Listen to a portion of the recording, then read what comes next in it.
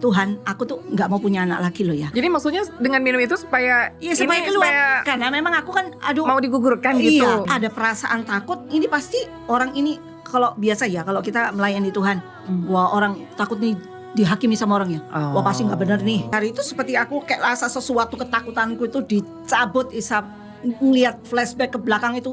Karena rencanamu indah bagiku. Haleluya.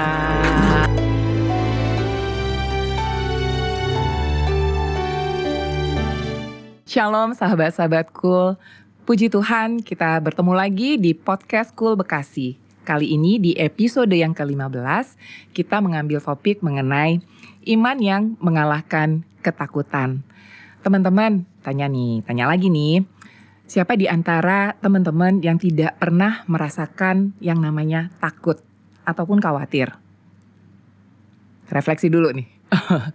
Oke, tetapi saya yakin hampir di antara kita semua pernah merasakan yang namanya takut ataupun khawatir. Ya, secara manusia itu adalah hal yang wajar. Kita merasakan khawatir ataupun takut ya. Karena memang kalau kita lihat di dunia kita ini banyak hal-hal yang penuh dengan ketidakpastian. Atau mungkin kadang-kadang kita juga merasakan kesulitan atau tidak sanggup atau tidak mampu untuk menghadapi permasalahan hidup kita. Atau juga khawatir akan masa depan.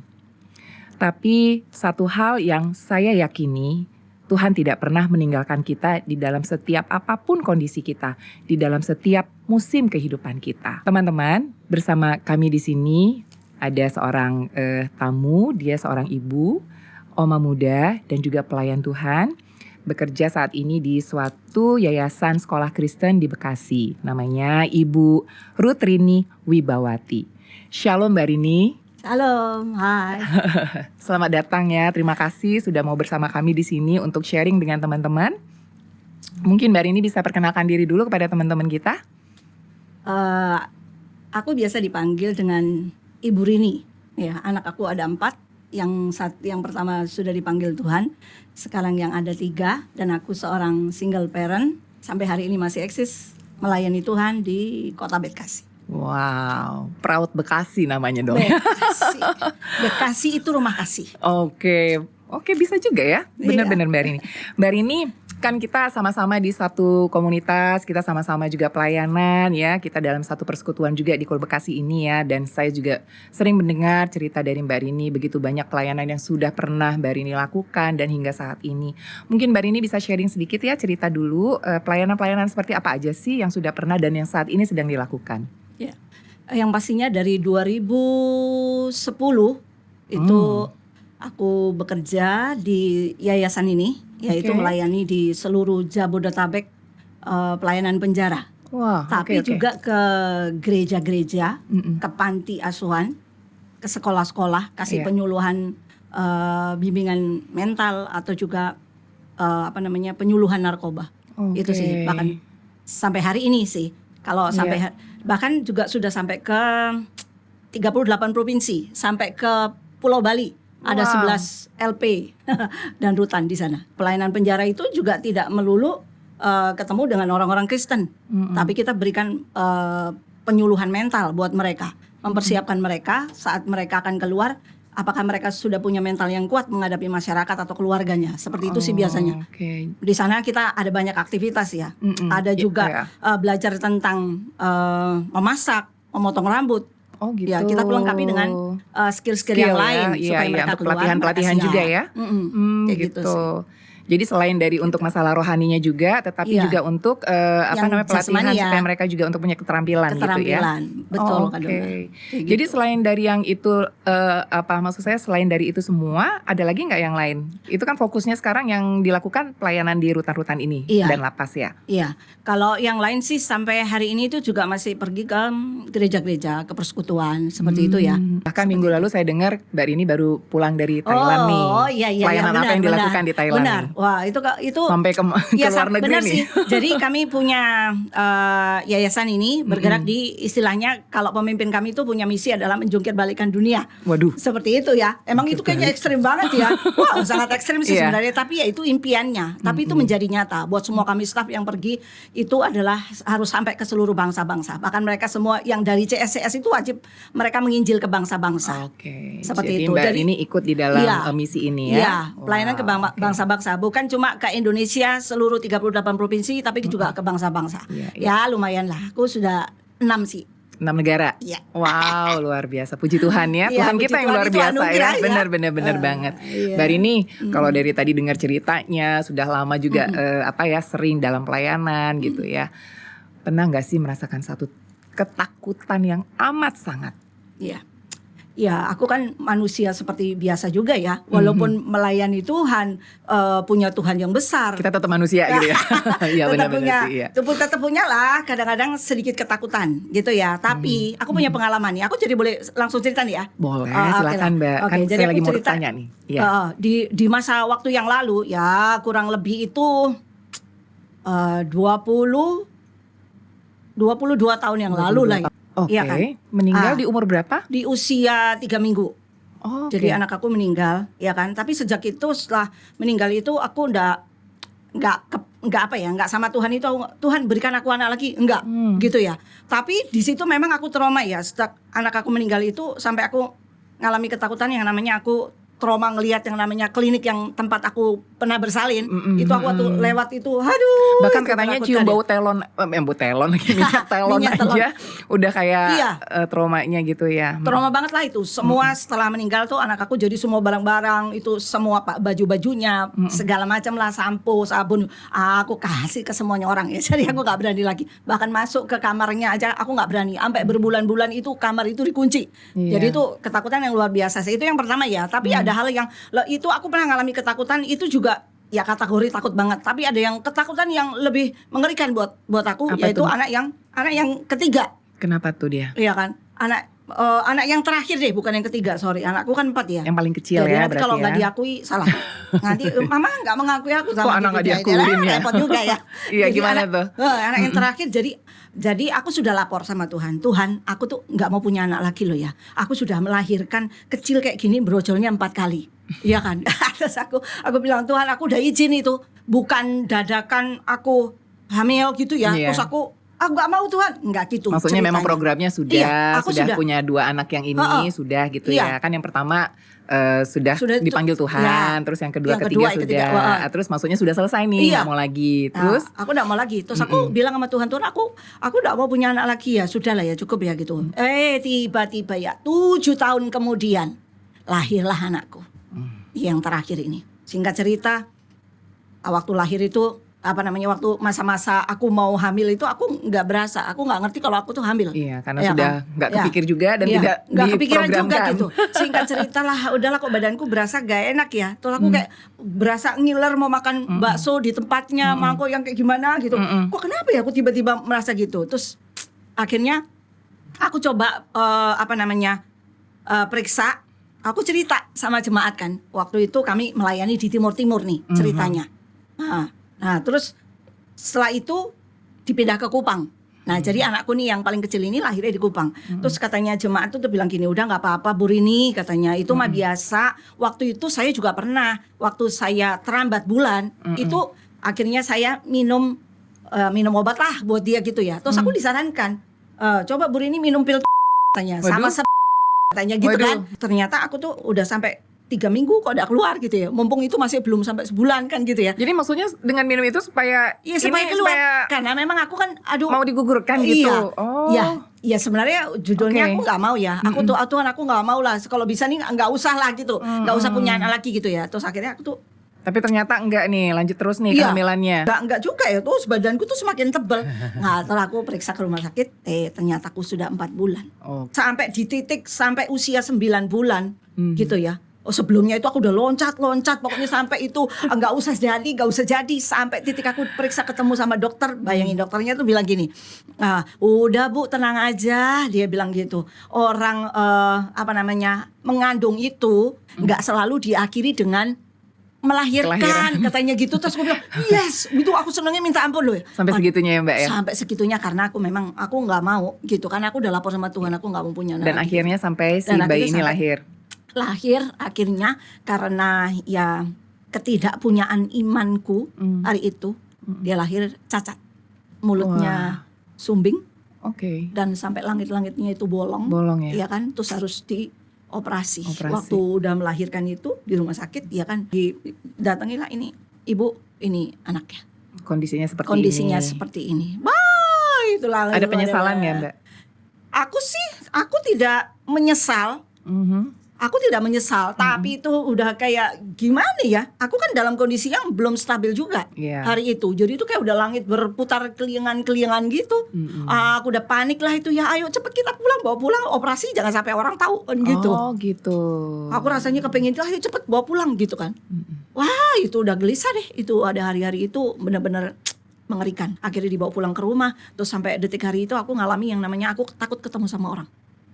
Malu, Bukan malu ya. tapi Ya, apa tuh takut aja. perasaannya? Oke. Ada perasaan takut. Ini pasti orang ini kalau biasa ya, kalau kita melayani Tuhan, wah orang takut nih dihakimi sama orang ya. Wah pasti nggak benar nih, gitu kan. Oke. Pasti nggak benar nih, Karena melakukan gitu. sesuatu nih, Iya. kamu apa? Iya, terus pasti kamu bikin dosa dikasih punya. nih, Oh gitu gitu, kan. ya.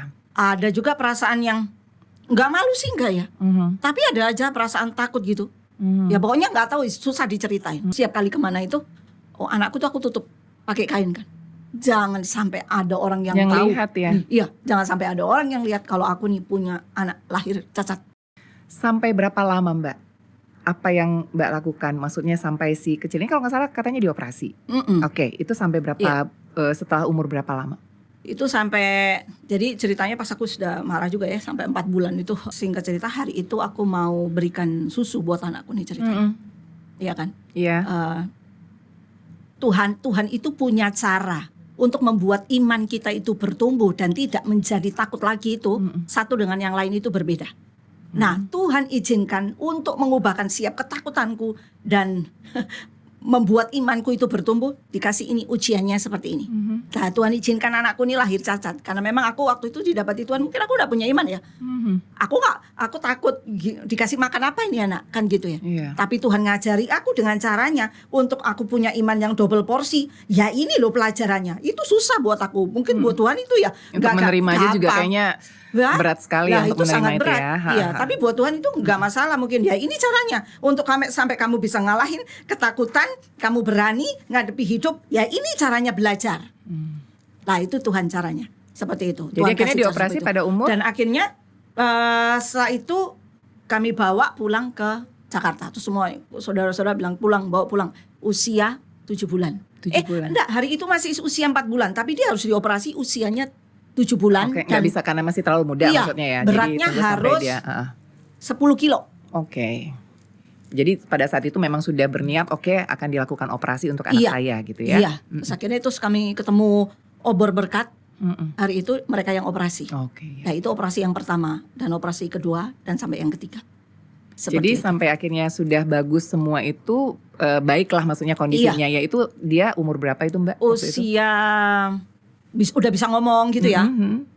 Itu sudah kelas berapa ya? Kelas SD berarti? iya Oh SD. lumayan ya. SD. Itu Lumayan cukup ya. lama. Makan Jadi harus pun itu banyak. susah. Iya ya. Kasih makan 1 sendok kesedak sedikit. Iya. Tumpah susah, semua. iya. Ya SD lah itu ya baru. Dan dengar katanya sekarang dia juga pelayanan ya. Iya, dia ajaibnya itu Tuhan kasih dia kemampuan itu main segala alat musik, mau keyboard, drum, memang gitar, Tuhan luar cajon, biasa ya. itu ya kelebihannya. Emang Tuhan punya rencana. Ada waktu dia lahir, Mbak Rini, why Lord, why? Kenapa Iya. Tuhan gitu ya? Tapi ternyata lihat sekarang dia pakai oleh Tuhan. Iya, makanya Tuhan caranya nyembuhin aku dari rasa sakit itu adalah hari itu Tuhan bicara lewat lagu. Iya. Iya kan? Wah, Itu kan. boleh tahu Mbak lagu apa itu? Tuhan hari itu dia bilang gini, Bapa surgawi ajarku Oke. mengenal Karin, betapa. boleh nyanyiin nggak buat kita? Kita mau mungkin mau kesaksian buat teman-teman Iya kasih boleh lagunya. juga sih ya. Iya boleh. Jadi ini kenapa dengan lagu ini adalah menjadi satu titik balik buat Mbak Rini tiba-tiba berubah dalam hal apa nih? Iya, detik hari itu seperti aku kayak rasa sesuatu ketakutanku itu dicabut isap ngeliat flashback ke belakang itu, Tuhan ampun Tuhan, hari itu aku nggak ngerti, hari ini aku ngerti Tuhan, aku sampai sujud di lantai. Wow. Terima kasih Tuhan, hari ini aku minta ampun, minta ampun, aku sampai nangis itu kesesakan. Dulu aku nggak ngerti Tuhan, waktu itu aku nggak ngerti Tuhan, tapi hari ini Sekarang, otakku setelah tuh dibuat ngerti sama Tuhan, dan bahwa rencana Tuhan itu baik dalam Luar hidupku. biasa, haleluya. Ajar itu aku ngerti tentang kasih-Mu, itu lagu itu. Mbak Rin, kita dengerin dulu ya kesaksian dari Mbak Rin ini. Lagunya ini semoga bisa memberkati teman-teman yang lain juga loh. Oke. Boleh pinjam gitar dulu nih, gitar-gitar mana nih? Nah, ya. Thank you. Wow, teman-teman cool tahu nggak? Ini, wow, suka main gitar juga ya Mbak Rin ya? Ini senjata untuk siap hari nyembah Tuhan. Iya, silakan Mbak.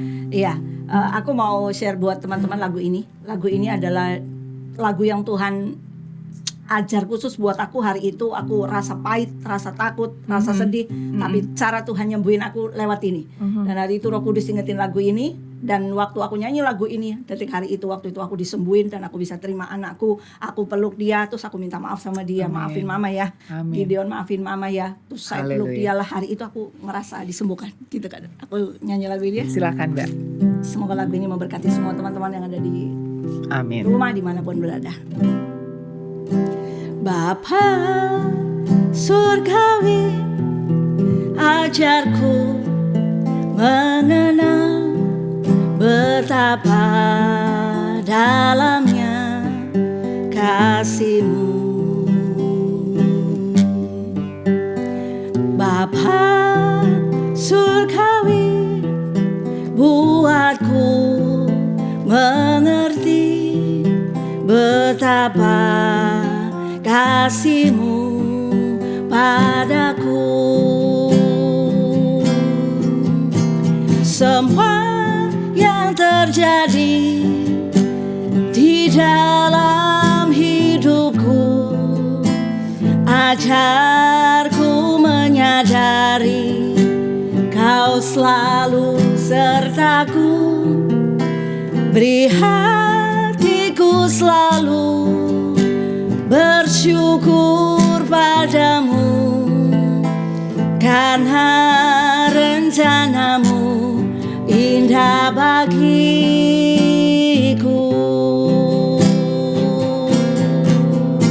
Semua yang terjadi di dalam hidupku, ajarku menyadari Kau selalu sertaku. Beri hatiku selalu bersyukur padamu, karena rencana-Mu indah bagiku. Haleluya. Terima kasih Mbak Rin untuk lagunya. Tuhan kita luar biasa ya. Mbak Rin, setelah sudah melewati begitu banyak ya hal-hal yang terjadi, setiap pergumulan, anak pertama dipanggil Tuhan, umur 3 minggu. Waktu itu kalau gak salah Mbak Rin pernah cerita karena diare ya. Iya, Dan karena kondisinya di Timur. dan Tidak segala ada obatan dokter. dan segala macam tidak ada. Iya. Lalu kemudian yang dikasih lagi anak yang paling kecil dengan kondisi yang memang harus penuh banyak ya penanganan dan segala sesuatu untuk membesarkan dia. Iya, proses yang panjang. Iya. Dan suami dipanggil Tuhan pada umur berapa Mbak? 57, 57 tahun. Itu setelah berapa tahun menikah? 23 tahun. 23 tahun.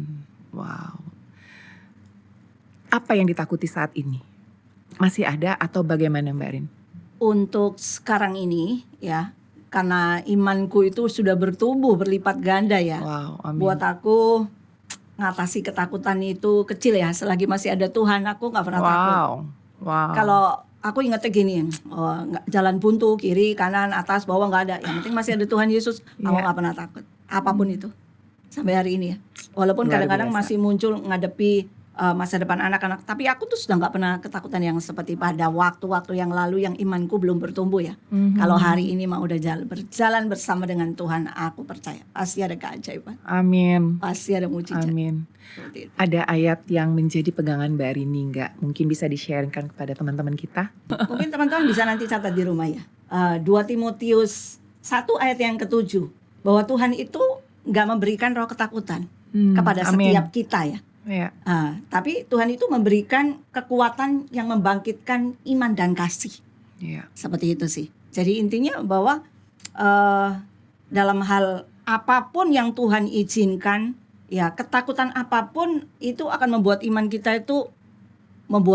kita semuanya itu bertumbuh. Itu cara Tuhan mendidik setiap kita. Amin. Hari ini apa yang sedang kita takutkan, ya itu caranya berarti Tuhan akan ajari sesuatu yang baru nih. Iya. Dalam banyak hal. Nah itu kalau aku sudah ngerasain seperti itu. Jadi Tuhan gak pernah berikan roh ketakutan itu ya.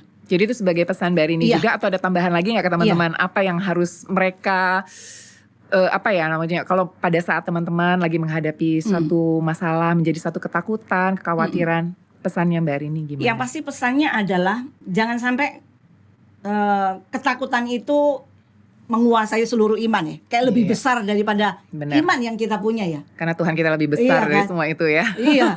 Kita gak boleh ketakutan itu sampai menutup iman kita gitu. Padahal iman itu yang harus mengalahkan ketakutan kita. Amin. Jadi itu yang harus lebih besar, imannya kita yang harus lebih besar, bukan ketakutannya kita. Itu sih pesannya ya. Apapun lah, dunia ini mungkin sedang dalam keadaan yang tidak menentu ya. Mungkin ada info-info di luar itu, akan ada krisis, akan ada perang, ada segala macam yang menakutkan ya. Tetapi mesti satu hal aja, kita pegang janji firman Tuhan bahwa firman-Nya itu pasti ya dan amin.